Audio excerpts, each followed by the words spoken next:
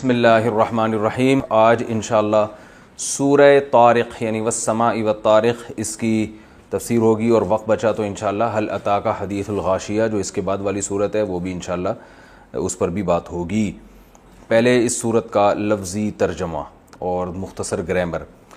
والسماء قسم ہے آسمان کی، والطارق اور طارق کی۔ طارق عربی میں کہتے ہیں طارق یطرقو، نصر ینصر کی طرح، طروقاً اس کا مصدر آتا ہے۔ اس کا معنی ہوتا ہے رات کو سفر کرنا، رات کو ظاہر ہونے والا یا رات کو سفر کرنے والا، اس کو کہا جاتا ہے۔ طرق الباب، طرق الباب دروازہ کھٹکھٹانا رات کو، یعنی کوئی مہمان آتا ہے نا رات کو آپ کا دروازہ نوک کرتا ہے تو اس کو کہا جاتا ہے طرق الباب، اس نے دروازہ کھٹکھٹایا۔ تو کوئی رات کو جو آتا ہے نا اس کو بھی، تو رات کو ظاہر ہونے والی چیز کو طارق کہا جاتا ہے۔ اور آسمان پہ ایک ستارہ ہے، ستارے تو ظاہر رات ہی کو ظاہر ہوتے ہیں، تو جو رات کو ستارہ ظاہر ہوتا ہے اس کو بھی طارق کہا جاتا ہے۔ تو یہ جو ہمارے معاشرے میں نام طارق آیا نا یہ ستارے سے آیا، یہ رات کو کھٹکھٹانے والے سے نہیں آیا۔ میں اپنے نام کو ڈیفائن کر رہا ہوں اصل میں۔ والسماء والطارق قسم ہے آسمان کی اور طارق کی۔ وما ادراک ما الطارق، اور آپ کو کیا پتا کہ طارق کیا ہے؟ النجم الثاقب، النجم ستارہ ہے، الثاقب چمکنے والا۔ تو یہاں طارق سے مراد ہے ستارہ، کیونکہ وہ بھی رات کو ظاہر ہوتا ہے۔ ان کل نفس لما، یہ یاد رکھیں ان کا جو لفظ ہے نا اس کا معنی ویسے تو ہوتا ہے اگر، لیکن ان کے بعد جب لما آ رہا ہوتا ہے تو یہ ان نافیہ کہلاتا ہے۔ اس کا معنی ہوتا ہے نہیں، اور لما کا معنی ہوتا ہے الا۔ تو ہم یہاں ترجمہ کریں گے ان کل نفس، نہیں ہے کوئی بھی نفس، لما مگر یہ کہ علیہا حافظ، اس کے اوپر ایک حفاظت کرنے والا موجود ہے۔ فلینظر، وہی یہ بات بہت دفعہ آ چکا ہے، لینظر چاہیے کہ دیکھے، تو چاہیے کہ دیکھے الانسان، انسان دیکھے، کیا دیکھے؟ مما خلق، یہ مما اصل میں تھا جیسے عما یتساءلون میں آپ کو بتایا تھا نا، عما اصل میں تھا عن ما، تو یہ مما اصل میں تھا من ما، من الگ ہے، میم الف الگ ہے، تو اسے ملا کے کیا بنا دیا؟ مما۔ تو من ما کا مطلب کیا ہوتا ہے؟ کس چیز سے؟ خلقا بنایا گیا اس کو۔ فلینظر الانسان، انسان کو چاہیے دیکھے، مما خلق کس چیز سے اس کو بنایا گیا ہے؟ تو اللہ نے خود ہی جواب دیا، خلقا بنایا گیا ہے، مما ان ایک پانی سے، دافق، دفق عربی میں کہتے ہیں کوئی چیز جو ہے نا وہ ایک قوت کے ساتھ جب کوئی چیز خارج ہوتی ہے تو اس کو دفق سے تعبیر کیا جاتا ہے۔ دافق کا معنی ہوتا ہے ایک یعنی خارج ہونے والا پانی۔ یخرجو جو خارج ہوتا ہے، من بین الصلبی، من بینی، بین کا معنی درمیان، کہتے ہیں نا بین الاقوامی کانفرنس یعنی مختلف اقوام کے درمیان۔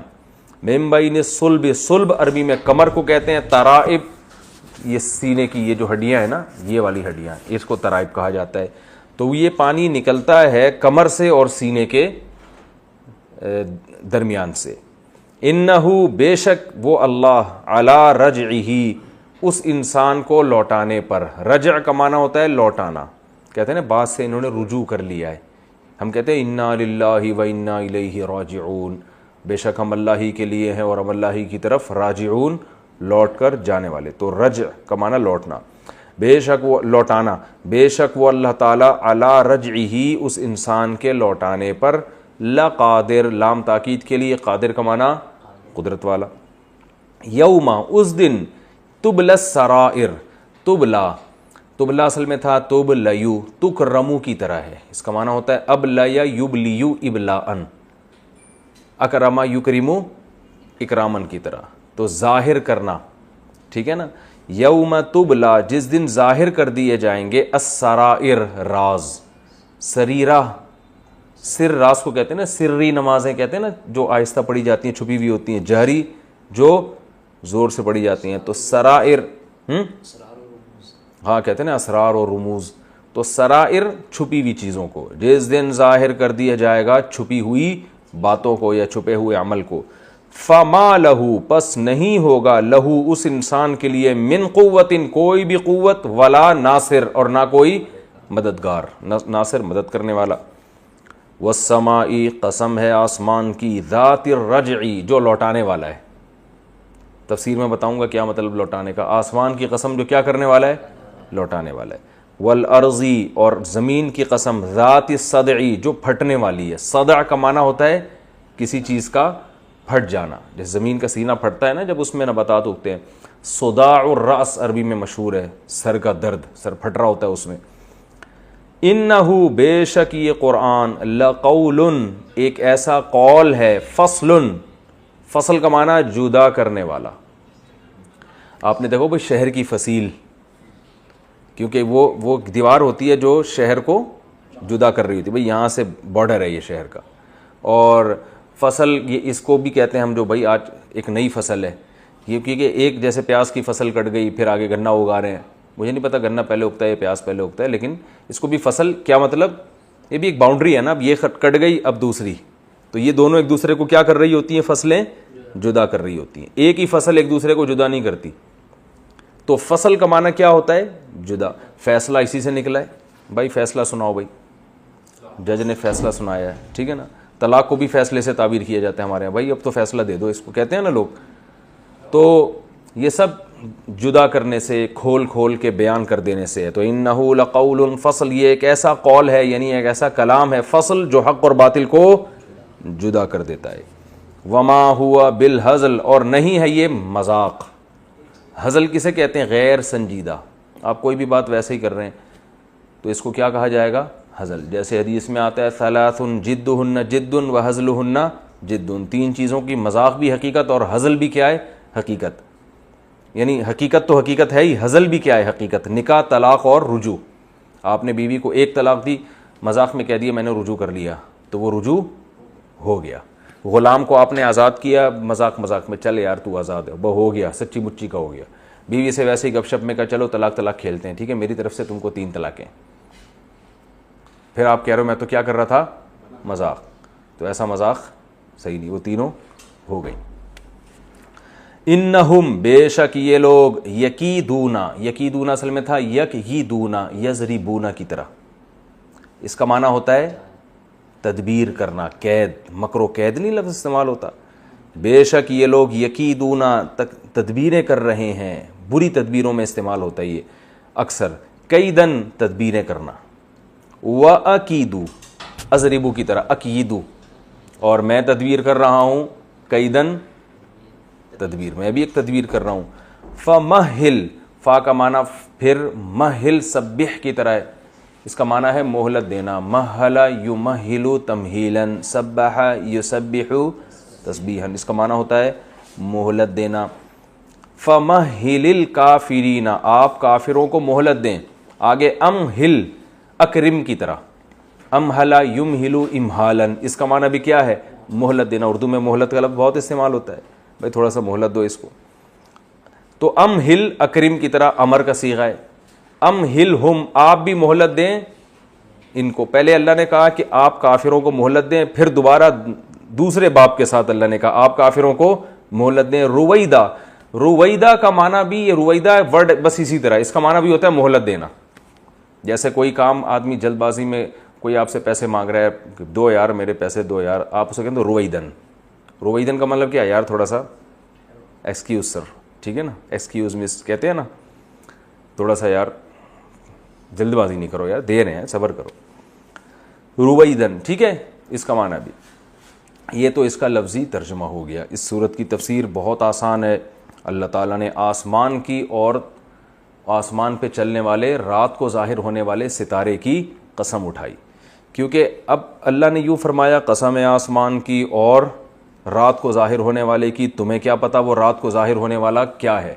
تو جب کوئی بڑی چیز ہوتی ہے نا تو اس کو ڈیفائن کرنے کے لیے یہ سوال پوچھا جاتا ہے کہ تمہیں کیا پتا کہ وہ کیا ہے, یہ بتانے کے لیے کہ بہت عظیم الشان چیز ہے. چونکہ النجم الثاقب, چمکنے والا ستارہ جو رات کو ظاہر ہوتا ہے, یہ بھی اللہ کی قدرت کا ایک بہت بڑا نمونہ ہے.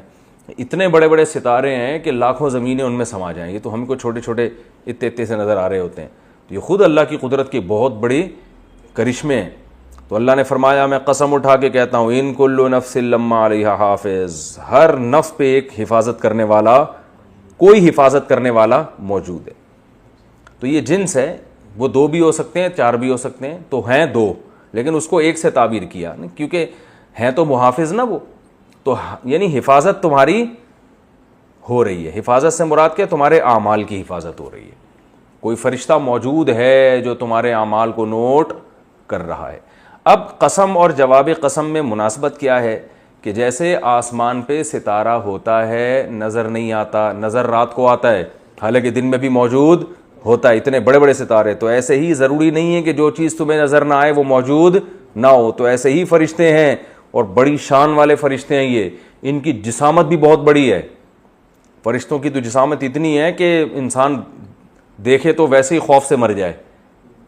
تو اللہ فرماتے ہیں یہ بھی تمہیں نظر نہیں آتے, کیونکہ انسان کی آنکھوں کے دیکھنے کے اصول کچھ اور ہیں, ٹھیک ہے نا. وہ ان اصولوں پہ جو چیز آئے گی وہ نظر آ جائے گی, جو ان اصولوں پہ نہیں اترے گی وہ چیز نظر نہیں آئے گی. تو جیسے اللہ اتنے بڑے بڑے ستارے بنا سکتا ہے جو رات کو نظر آتے ہیں, تو ایسے ہی اللہ نے اور بھی بہت سی چیزیں بنائی ہیں جو تمہیں نظر نہیں آتی. تو وہ ان میں سے ایک کیا ہے؟ فرشتے ہیں جو تمہارے اوپر متعین ہیں. اللہ کہتے ہیں اب بھی اگر بات سمجھ میں نہیں آتی اور تمہیں یقین نہیں ہے کہ ہم, یعنی جب فرشتہ موجود ہے تو اس کا مطلب وہ اعمال لکھ رہا ہے, تو لکھ کیوں رہا ہے, یہ تکلف کیوں کر رہا ہے؟ وہ حساب و کتاب ہوگا. اگر حساب و کتاب نہ ہوتا تو یہ تکلف ہوتا؟ ارے پورا کمپنی دیکھتی ہے نا کہ ہر چیز کا حساب رکھتی ہے نا, فلاں کی اتنی سیلری, تو لکھی اس لیے جاتی ہے وقت پہ سیلری دینی بھی ہے نا اس کو. تو لکھا وہی کام جاتا ہے جس پر پریکٹیکل لائف میں اس کا کوئی اثر پڑنے والا ہو, خام خواہ میں تھوڑی لکھا جاتا ہے. تو آپ نے بیگم کو کھانا کھلایا اور لکھ رہے ہیں کہ 2 روٹی کھائی, تو بیگم کو غصہ نہیں ہے کیوں لکھ رہے ہو بھائی, کیا 2 سے زیادہ کھانے کی اجازت نہیں ہے؟ نہیں بھی اجازت تو پھر لکھ کیوں رہے ہو؟ کہ ویسے نالج کے لیے, ریکارڈ کے لیے. تو یہ فضول سی بات ہو جائے گی نا. یا تو بھائی اس لیے لکھ رہے ہیں کہ بھائی آئندہ جو ہے نوٹ کروں گا کہ اس دفعہ 2 کھائی ہیں, تو اگلی دفعہ اگر 3 کھائی ہیں تو پھر پوچھوں گا کہ پچھلی دفعہ تو 2 کھائی تھی, اس دفعہ آپ نے 3 کیوں کھائی. تو اگر یہ سوالات کر رہے ہیں تو پھر تو ٹھیک ہے, نہیں کرنے تو پھر بلا وجہ چیزیں لکھی نہیں جاتی, نہ لقمے گنے جاتے ہیں. آپ کے ہاں کوئی مہمان آیا, آپ نے کھانا رکھ دیا, اب جتنے لقمے کھائیں آپ نے اس کو پیپر پہ لکھ کے دے دیا, آپ نے ماشاءاللہ 50 لقمے نوش فرمائے. وہ کہے گا یہ رپورٹ پیش کرنے کا مقصد کیا کہ ویسے ہی لکھ رہا تھا میں. اس کو غصہ آئے گا نا بھائی, کیوں؟ یا تو فی لقمہ آپ نے 5 روپے رکھے ہوں پھر تو ٹھیک ہے. تو بلا وجہ کچھ نہیں لکھا جاتا. اللہ فرماتے ہیں فرشتہ موجود ہے جو چیزیں لکھ رہا ہے, تو یہ بلا وجہ نہیں ہے, اس کا مطلب حساب و کتاب ہے. اب بھی اگر سمجھ میں نہیں آتا, کیونکہ جہاں حساب و کتاب کی بات آئے گی وہاں فوراً سوال ہوگا مٹی ہو کے ختم ہو گئے تو دوبارہ کیسے زندہ ہوں گے, یہ لازمی سوال آئے گا. بھائی حساب و کتاب ہے تو یہ قبروں میں گل چھڑ کے مردے ختم کیوں ہو رہے ہیں؟ تو اللہ نے فرمایا یہ جیسے تمہاری عقل میں نہیں آتا تو تم اپنے ماضی کو جھانک کے دیکھو. فَلْيَنظُرِ الْإِنسَانُ, انسان کو چاہیے کہ وہ دیکھے مِمَّا خُلِقَ, کس چیز سے بنایا گیا ہے. ایک پانی کے قطرے سے بنایا ہے, تو عقل مانتی ہے اس پانی کے قطرے کو رکھو اور دیکھو, بولو اس سے انسان بنے گا, اس میں آنکھ بھی ہوگی, ناک بھی, دل بھی, دماغ بھی, جگر بھی, گردے بھی, پھیپھڑے بھی, سمجھ میں آ جائے گا؟ تو نہیں آئے گا نا. تو جس رب نے اس پانی سے بنا لیا وہ رب مٹی سے دوبارہ کیوں نہیں بنا سکتا؟ اس لیے اللہ نے فرمایا فَلْيَنظُرِ الْإِنسَانُ, انسان کو چاہیے کہ وہ دیکھے مِمَّا خُلِقَ, کس چیز سے بنایا گیا. پھر اللہ بتاتے ہیں, ہم بتاتے ہیں خُلِقَ مِن مَاءٍ دَافِقٍ, ایک ایسے پانی سے بنایا گیا جو قوت کے ساتھ نکلتا ہے. یخرج من بین الصلب والترائب, جو پشت اور سینے کے بیچ سے نکلتا ہے. اس پہ بڑی بحث ہوئی ہے کہ پشت سے کیسے نکلتا ہے, سینے سے کیسے. یہ تو حکیم الامہ حضرت مولانا شرف علی تھانوی رحمہ اللہ نے بہت ساری تفسیروں کا مطالعہ کیا ہے, اس کے بعد تفسیر لکھی ہے. وہ فرماتے ہیں اس میں جو راجح قول ہے وہ یہ ہے کہ یہ کنایا ہے کہ پوری باڈی سے نکلتا ہے, کیونکہ جب 2 کناروں کا ذکر کیا جاتا ہے نا تو اس سے مراد یہ نہیں ہوتا کہ یہاں سے نکل رہا ہے, بلکہ اس سے مراد کیا ہوتا ہے, انسان کے جسم میں یا تو سامنے کا حصہ ہے یا پشت ہے, تو پوری باڈی کے درمیان سے. تو یہ جو ہے پوری باڈی کے درمیان سے کیسے, بلڈ سے بنتی ہے نا, جو بھی انسانی جسم میں جو منی بنتی ہے وہ بلڈ سے بنتی ہے, تو پورے جسم, اور اس سے پورے جسم پہ اثر پڑتا ہے, پوری باڈی پہ اس پہ اثر پڑتا ہے. اور پوری باڈی اگر آپ کی کمزور ہے تو پھر اس پانی پہ بھی اثر پڑے گا. اور اگر باڈی صحت مند ہے, تبھی کہتے ہیں جیسے جیسے انسان بوڑھا ہوتا ہے تو اس میں اولاد پیدا کرنے کی صلاحیت ختم ہوتی چلی جاتی ہے.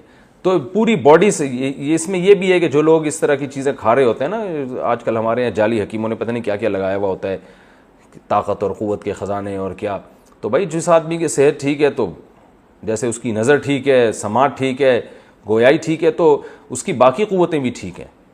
اور اگر آپ کی باڈی ٹھیک نہیں ہے تو آپ کی نظر بھی خراب ہوگی, سماعت پہ بھی اثر پڑے گا, آپ کے حافظے پہ بھی اثر پڑے گا.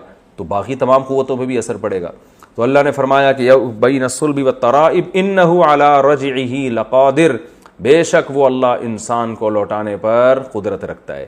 کیا مطلب؟ جو اللہ اس طرح سے بنا سکتا ہے کہ ایک ایسا پانی پوری باڈی سے نچوڑ کے اس نے اس سے انسان بنا دیا دوبارہ، تو اس انسان کو دوبارہ لوٹانے پر قادر کیوں نہیں ہے؟ تو مر جاؤ گے، اللہ دوبارہ زندہ کر کے کھڑا کر دے گا.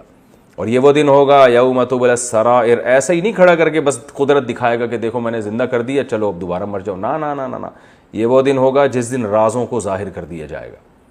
کتنے لوگوں نے چھپ کے گناہ کیے ہوں گے وہ سامنے آ جائیں گے، کتنے لوگوں نے برائیاں کی ہوں گی وہ سامنے آ جائیں گی. اللہ سب کی حفاظت فرمائے. فما لہ من قوت، پھر کوئی قوت نہیں ہے اس کے لیے، طاقت اس وقت طاقت نہیں ہوگی. آج تو بچ جاتا ہے طاقت سے، کمزور ہوگا وہ انسان. ولا ناصر، اور کوئی اس کا مددگار نہیں ہوگا. والسماء ذات الرجع، پھر اللہ آسمان کی قسم اٹھاتے ہیں، وہ آسمان جو لوٹانے والا ہے. لوٹانے والا کیا مطلب؟ ہر چیز کو لوٹا دیتا ہے. آپ نے ایک سائنس میں ٹرم سنی ہوگی نائٹروجن سائیکل، پتہ نہیں سائیکل کہتے ہیں سرکل کہتے ہیں. تو وہ کیا ہوتا ہے کہ یعنی سائنس یہ کہتی ہے کہ دنیا جتنی بھی چیزیں ہیں نا یہ سب گھوم پھر کے دوبارہ ایک فارم میں آ جاتی ہیں. جیسے بادلوں سے پانی اٹھتا ہے آسمان پہ جا کے دوبارہ زمین پہ، تو آسمان کیا کرتا ہے؟ اس کو، آسمان سے مراد بلند چیز، اس کو لوٹا دیتا ہے. جو کچھ بھی ہو رہا ہے گھوم پھر کے واپس اسی کنڈیشن میں آ جاتا ہے. تو یہ آسمان کر رہا ہے کہ پانی بھی جا رہا ہے اوپر واپس لوٹ کے واپس. تو اللہ نے اس چیز کو گھما دیا نا بالکل. تو اللہ فرماتے ہیں اس آسمان کی قسم جو ہر چیز کو لوٹا دیتا ہے. والارض ذات الصدع، اور زمین کی قسم جو پھٹ جاتی ہے. زمین بھی یہ بڑا کردار ادا کرتی ہے کہ بیج ڈالو پھٹ جائے گی، درخت پیدا ہوگا ہے بھائی، پھر اس درخت میں کیا ہوگا؟ پھر دوبارہ وہی بیج ہوں گے پھل میں، پھر وہ بیج زمین میں ڈالو گے تو یہ، اور پانی کون برسا رہا ہے؟ اوپر سے آسمان. تو زمین اور آسمان مل کے نائٹروجن سرکل بنا رہے ہیں نا. تو اس میں اشارہ دے دیا کہ جو اللہ اس طرح سے چیزوں کو گھما سکتا ہے تو انسان پہلے مٹی، پھر منی، پھر ماں کے پیٹ میں گوشت کا لوتھڑا، پھر پورا انسان بن کے دنیا میں آ کے پھر مٹی، پھر دوبارہ کیا بن جائے گا؟ انسان. تو اس طرح اللہ اس کو بھی گھما سکتا ہے دوبارہ. اور زمین کی قسم جو پھٹ جاتی ہے، انہ لقول فصل، بے شک یہ کلام ایک ایسا کلام ہے جو حق اور باطل کو جدا کر دیتا ہے. اس کلام نے بتا دیا کہ حق کیا ہے اور باطل کیا ہے. حق یہ ہے کہ مر کے دوبارہ زندہ ہوگے، اور باطل یہ ہے کہ جو یہ دعویٰ کرے کہ مر کے دوبارہ زندگی نہیں ہے. وما ہوا بالہزل، یہ کلام ہزل نہیں ہے. یعنی ایسا نہیں ہے کہ اللہ محض ڈرانے کے لیے، جیسے سیاسی لوگ ڈرانے کے لیے باتیں کرتے ہیں، تو ایسا نہیں ہے کہ اللہ محض ڈرانے کے لیے تمہیں یہ باتیں کر رہا ہے، یہ حقیقت ہے. اور نبی صلی اللہ علیہ وسلم جب یہ دلائل دیا کرتے تھے مشرکین سنتے نہیں تھے، آج بھی لوگ نہیں سنتے، بلکہ الٹا نبی کے خلاف تدبیریں شروع کر دیتے تھے. تو آپ کو تسلی دی ہے، انہم یکیدون کیدا، اے نبی یہ لوگ تدبیریں کر رہے ہیں، وہ اکید کیدا، اب ہم نہ کریں میں بھی تدبیریں کر رہا ہوں. یہ آپ کو مغلوب کرنے کی تدبیریں کر رہے ہیں اور میں آپ کو غالب کرنے کی. تو اس میں ہر مسلمان کے لیے تسلی ہے. جو بھی دین کی دعوت دے رہے ہیں، اسلام کو پھیلانے کی کوشش کر رہے ہیں، ان عقائد کے پرچار کی کوشش کر رہے ہیں، تو ان کی راہ میں جو رکاوٹیں آئیں گی تو ان کو چاہیے اپنا کام میں لگے رہیں. اللہ فرماتے ہیں اگر وہ تدبیریں کر رہے ہیں تو میں بھی تدبیریں کر رہا ہوں، اور میری تدبیریں تمہارے ساتھ ہیں. تو ظاہر ہے کس کی تدبیر غالب ہوگی؟ اللہ کی غالب ہوگی.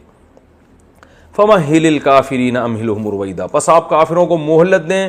پھر دوبارہ لفظ دہرایا مہلت دیں، پھر لفظ دہرایا مہلت دیں. تین مختلف الفاظ کے ذریعے کہا کہ آپ ان کو مہلت دیں، اپنے حال پہ چھوڑ دیں، میں خود انتقام لوں گا ان سے. تو ہر دعوت دینے والے کو یہی حکم ہے کہ آپ نے اپنا کام کرتے رہنا ہے، ان کی فکر نہیں کرنی. ایک دن آئے گا اللہ انتقام لے لے گا. اللہ تعالیٰ سمجھنے کی عمل کی توفیق عطا فرمائے. اگلی صورت کی طرف چلتے ہیں ہم.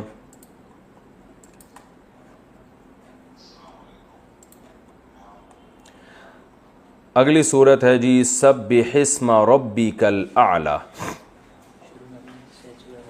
اچھا میں نے سورہ غاشیہ بول دی تھی، سبح اسم ربک الاعلی.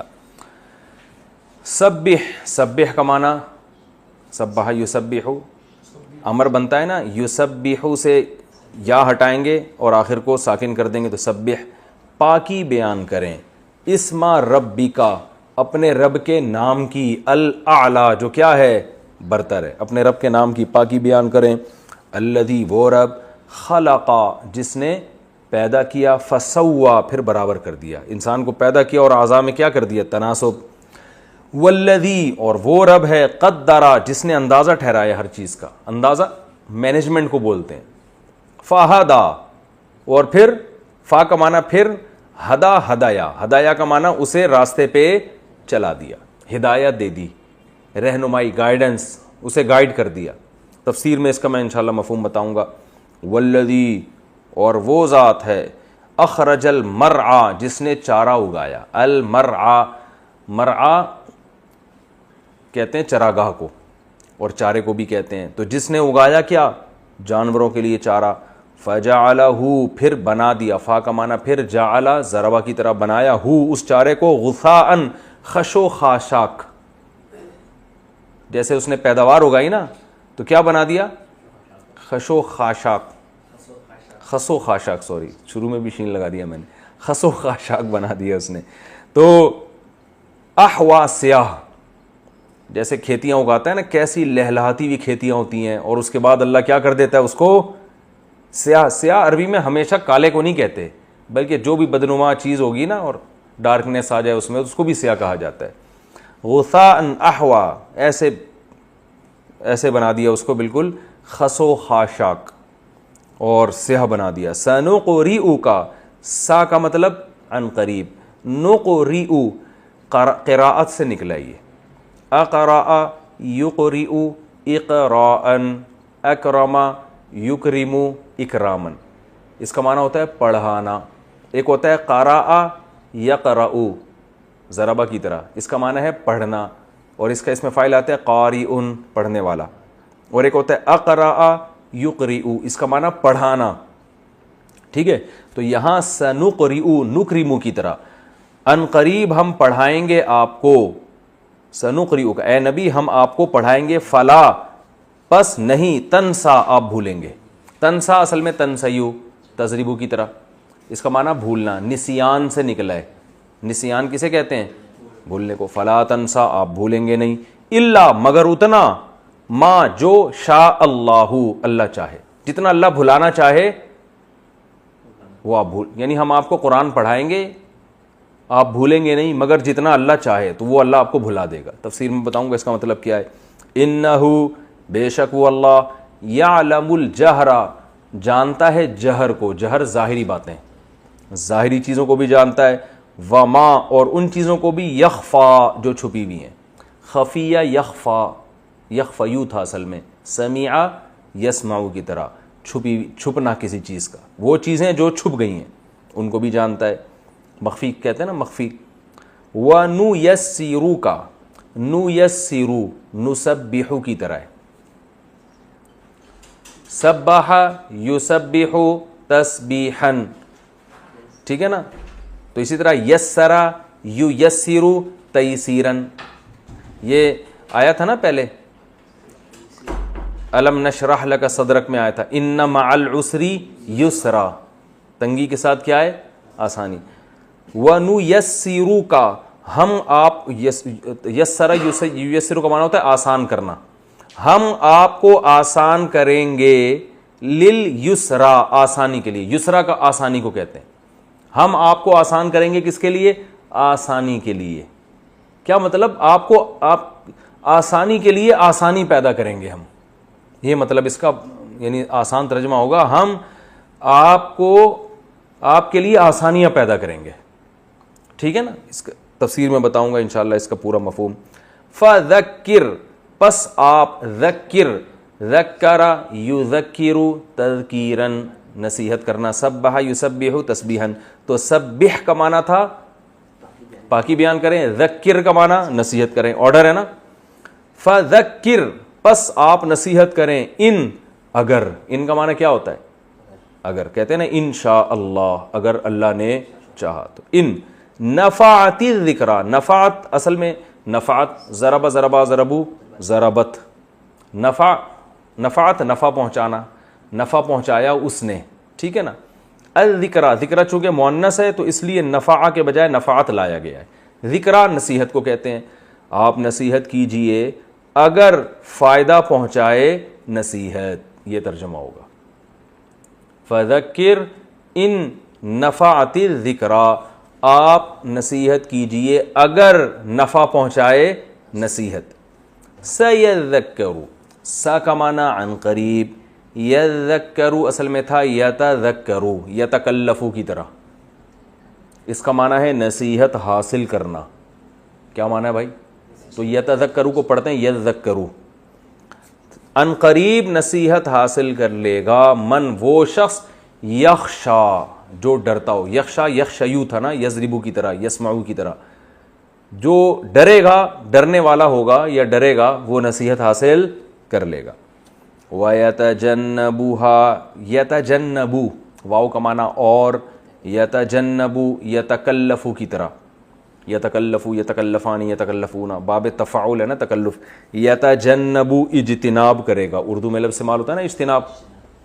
یتجنبو اور اجتناب کرے گا، ہاں اس سے یعنی اس نصیحت سے، الاشقا. اشقا اصل میں تھا اشقیو. میں نے آپ کو بتایا تھا نا ازربو دوسرے کے مقابلے میں زیادہ مارنے والا، تو شقاوت سے نکلا ہے. شقی اور شقاوت کہتے ہیں بدبختی کو، کہتے ہیں نا شقی آدمی ہے. کہتے ہیں کہ نہیں کہتے؟ نہیں کہتے تو ابھی کہہ کے دیکھ لیں، ٹھیک ہے نا. شقاوت کسے کہتے ہیں؟ بدبختی. شقی بدقسمت، جس کا انجام اچھا نہ ہو، اس کو کہا جاتا ہے. یعنی اصل میں بدقسمت کو کہتے ہیں، بدبخت انسان. تو یہ کمپیریٹیو ڈگری ہے. ازربو دوسرے کے مقابلے میں زیادہ مارنے والا، اشقا دوسرے کے مقابلے میں زیادہ شقی. تو مراد ہے سب سے زیادہ شقی، یہ مراد ہے اس کی. وَيَتَجَنَّبُهَا الْأَشْقَى، اور جو بدبخت انسان ہوگا وہ اس سے اجتناب کرے گا، اس نصیحت سے دور بھاگے گا. الذی، یہ وہ بدبخت ہے، یصلی النار، جو داخل ہوگا آگ میں. صلیہ یصلیو، میں نے بتایا تھا نا آگ میں داخل ہونا. الذی، یہ وہ شخص ہے، یصلی النار، جو آگ میں داخل ہوگا، الکبریٰ، بڑی آگ. اکبر ازربو کی مؤنث کیا آتی ہے؟ زربا. تو اکبرو کی کبریٰ. اکبر کا معنی بھی بڑا اور کبریٰ اس کی مؤنث. تو آگ کا لفظ عربی میں مؤنث ہے اصل میں. ویسے بھی خواتین زیادہ آگ لگاتی ہیں نا. کسی نے پوچھا نا کون سا ادارہ ہے جس میں خواتین جاب نہیں کر سکتی، تو اس نے کہا فائر بریگیڈ. تو وہ یہ کیوں کروں کہ خواتین کا کام آگ لگانا ہے، آگ بجھانا نہیں ہے. لیکن میں ان خواتین کی بات کر رہا ہوں جو تفسیر نہیں سنتی، یہ ذہن میں رکھنا. یعنی گھروں میں جو آگ لگا رہی ہوتی ہے نا، وہ جٹھانی کو اس کی شکایت اور فلانی کو اس کی شکایت، اس طرح کی. الذی یصلی النار، یہ بات دوبارہ بتا دوں، جو خواتین پروگرام دیکھ رہی ہیں وہ بالکل پریشان نہ ہو، ان کی بات ہی نہیں کی میں نے. خام خواہ دل پہ لے کے جا رہی ہیں کہ ہمیں کیوں کہہ رہے ہیں سر. الذی یصلی النار الکبریٰ، یہ وہ شخص ہے جو آگ میں داخل ہوگا، بڑی آگ. اللہ ہم سب کی حفاظت فرمائے. ثم، پھر اس کے بعد، لا یموتو، یموتو یموتو ینصرو کی طرح، ٹھیک ہے نا، نہیں مرے گا، موت سے نکلا ہے. فیہا، اس آگ میں، ولا یحیا، یحیا حییہ یحییو، حییہ یحییو، سمیع یسمعو کی طرح. تو یحییو کو پڑھتے ہیں یحیا. یہ وہ یحیا نہیں ہے جو نام ہوتا ہے. ارے بھائی یحییٰ علیہ السلام نام بھی تو تھا نا، وہ ناؤن ہے. یہ سینٹنس ہے پورا، یہ فعل ہے، ٹھیک ہے نا. تو اب ایسا نہ ہو یحییٰ علیہ السلام کو بھی کہیں یحییٰ کا مطلب اصل میں یہ وہ یحییٰ اور ہیں، یہ یحییٰ اور ہے. حییہ یحییو، یحییو کو یحییٰ پڑھا جاتا ہے. اس کا معنی حیات سے نکلا، زندہ ہونا. لا یموت فیہا، نہیں مرے گا اس آگ میں، ولا یحیا، اور نہ زندہ ہوگا. قد، قد کا معنی بے شک، تحقیق. افلاح، اکرما کی طرح، کامیاب ہونا. تحقیق کامیاب ہو گیا، من، وہ شخص، تزکا، اصل میں تھا تزکیا، تکلفہ کی طرح. تزکا کا معنی پاک ہو جانا، تزکیہ کر لینا اپنا. تحقیق کامیاب ہو گیا وہ شخص جس نے اپنے آپ کو کیا کر لیا؟ پاک کر لیا ظاہری اور باطنی برائیوں سے. وذکر، اور یاد کیا. واو کا معنی اور، ذکر کا معنی ذکر کرنا، یاد کرنا. اسم ربی ہی، اپنے رب کے نام کو یاد کیا. فا، پھر اس کے بعد صلی، نماز پڑھی. صلی، صلیا، سبح کی طرح نماز پڑھنا. پھر اس نے نماز پڑھی. بلکہ ہوتا اس کے برخلاف ہے. اللہ فرماتے ہیں یہ ساری نصیحتیں تو اپنی جگہ، لیکن تم کرتے کچھ اور ہو. وہ کیا کرتے ہو ہم تمہیں بتاتے ہیں. تؤثرون، تکریمون کی طرح. اکرام اور ایثار، جیسے اکرام ہے نا تو ایسے ہی مصدر آتا ہے ایثار. اس کا معنی ترجیح دینا. کہتے ہیں نا بھائی ایثار سے کام لو، دوسرے کو اپنے اوپر ترجیح دو. تؤثرون تکرمون کی طرح, بل تؤثرون, لیکن تم کیا کرتے ہو, ترجیح دیتے ہو الحیات الدنیا, اس دنیا کی زندگی کو, دنیا کو پہلے رکھتے ہو, آخرت کیا ہے دوسرے نمبر پہ. اللہ یہ نہیں کہہ رہے تم نے آخرت بالکل چھوڑ دی ہے, جہاں آخرت اور دنیا کا مقابلہ ہوتا ہے تم فوکس کس کو کرتے ہو, دنیا کو. تو پہلے یہ وہ بے شک نقصان ہو جائے آخرت کا. والآخرۃ, حالانکہ آخرت, میں نے بتایا تھا نا جملے کے شروع میں جب واو داخل ہوتا ہے تو بعض دفعہ کنڈیشن بیان کر رہا ہوتا ہے کہ حالانکہ, ہم یہاں ترجمہ کیا کریں گے, حالانکہ, یعنی تم دنیا کو ترجیح دے رہے ہو, جبکہ حقیقت یہ ہے کہ آخرت خیرن, وہ بہتر بھی ہے یعنی دنیا سے, وَأَبْقَى, ابقیو ازربو کی طرح, باقی زیادہ باقی رہنے والی, ٹھیک ہے نا, ازربو زیادہ مارنے والا, ابقیو زیادہ باقی رہنے والی. حالانکہ آخرت زیادہ باقی رہنے والی ہے, بہتر بھی ہے, زیادہ باقی رہنے والی بھی. ان ھذا, بے شک یہ بات جو ہم نے کی ہے پوری صورت میں, یا یہ آخرت کے بارے میں جو بات کی ہے, لفی, لام کا معنی لام تاکید کے لیے, فی الصحف, صحیفوں میں ہے, الاولا, پچھلے بھی, اولا وانا پچھلے صحیفوں میں بھی ہے. وہ کون سے ہیں پچھلے صحیفے, صحف ابراہیم, وہ ابراہیم کے صحیفے, و موسیٰ, اور موسیٰ کے صحیفے, ان میں بھی ہم تو شروع سے ایک ہی بات کرتے آ رہے ہیں. تم دنیا داری میں لگے ہوئے ہو, لیکن اللہ فرماتے ہیں ہم تو ہر پیغمبر کو ایک ہی تعلیم دے کے بھیجتے ہیں, آخرت دنیا سے بہتر ہے. تو یہ تو اس صورت کا لفظی ترجمہ تھا. اب ہم اس کی تھوڑی سی تفسیر کر لیتے ہیں. سبح اسم ربک الاعلی, اے نبی, اور نبی کے ہم سب کو خطاب ہے کہ تم سب اپنے رب کا نام لو, وہ رب جو الاعلی ہے, سب سے برتر ہے. حدیث میں آتا ہے کہ جب یہ صورت نازل ہوئی تو آپ صلی اللہ علیہ وسلم نے فرمایا اجعلوہ فی سجودکم, اسے اپنے سجدوں میں کر لو. تبھی ہم سجدے میں کیا کہتے ہیں, سبحان ربی الاعلی. اللہ نے کہا پاکی بیان کرو اس رب کی جو اعلیٰ ہے, تو ہم کیا کرتے ہیں, سبحان ربی, میرے رب پاک ہے, الاعلیٰ, جو اعلیٰ ہے. تو اس آیت پر عمل کر رہے ہوتے ہیں, ٹھیک ہے نا. اور جب حدیث میں آتا ہے یہ صورت نازل ہوئی, فسبح بسم ربک العظیم, سورہ واقعہ میں ہے نا, اپنے رب کی پاکی بیان کرو جو کیا ہے, عظیم. تو آپ نے صلی اللہ علیہ وسلم نے فرمایا اجعلوہ فی رکوعکم, اس کو اپنے رکوع میں کر لو. تبھی ہم کیا کہتے ہیں, سبحان ربی العظیم. میں اپنے جب بھی یہ بتاتا ہوں نا, مجھے اپنا بچپن کا ایک واقعہ یاد آتا ہے. بچے جو ہے نا بس ایک دوسرے کی نقل اتارتے ہیں, ان کو نہیں پتا ہوتا ہو کیا رہا ہے. ہم جب چھوٹے تھے, ہم نے نماز شروع کی نا, تو ہم مسجد میں بہت چھوٹے تھے. ویسے تو اللہ کا شکر ہے ہمارے والد صاحب نے ہمیں گھر میں نماز بھی سکھائی, دعائیں بھی سکھائیں, قرآن بھی میرے والد صاحب نے شروع میں پڑھایا, پھر بڑے بھائی نے باقی قرآن پڑھایا. لیکن جب چھوٹا بچہ تو بس شروع میں جب انگلی پکڑ کے ابا مسجد میں لے کے جاتے ہیں, وہ دیکھ رہا ہوتا ہے دوسرے کیا کر رہے ہیں. تو میں بڑا پریشان ہوتا تھا یہ رکوع میں کیا پڑھتے ہیں. تو ایک دن میں نے رکیا کہ مجھے کسی کی نا سمس کی آواز آ رہی تھی, سم سبحان ربی, اس طرح کی نہیں ہلکی آواز آ رہی تھی. تو میں نے کہا سم سبحان ربی العظیم, سم سبحان ربی العظیم. تو میں بہت دنوں تک سم سبحان ربی العظیم اور سجدے میں سم سبحان ربی الاعلیٰ پڑھتا رہا. اچھا ہاں, سجدے میں کیا پڑھتا تھا, آواز آتی تھی الاعلیٰ, اس طرح کر کے مجھے آواز آتی تھی سجدے میں نا, جب میں کان لگاتا تھا یہ کیا ساتھ والا کیا پڑھ رہا ہے. تو میں ایسے پڑھتا تھا سجدے میں سم سبحان ربی الاعلیٰ, مجھے ابھی تک یاد ہے, سم سبحان ربی الاعلیٰ, سم سبحان, بہت دنوں تک پڑھتا رہا. پھر بتایا کہ بھائی یہ نہیں ہوتا, یہ یوں ہوتا ہے. تو سم سبحان ربی العظیم اور سجدے میں پڑھتا ہے سم سبحان ربی الاعلیٰ, سم سبحان ربی الاعلیٰ. تو مجھے وہ بچپن کا یہ واقعہ یاد آتا ہے کہ, اور بچے جو ہے نا بس دیکھ رہے ہوتے ہیں کہ کیا, بچوں کی نماز کا اسٹائل بڑا مزے کا ہوتا ہے.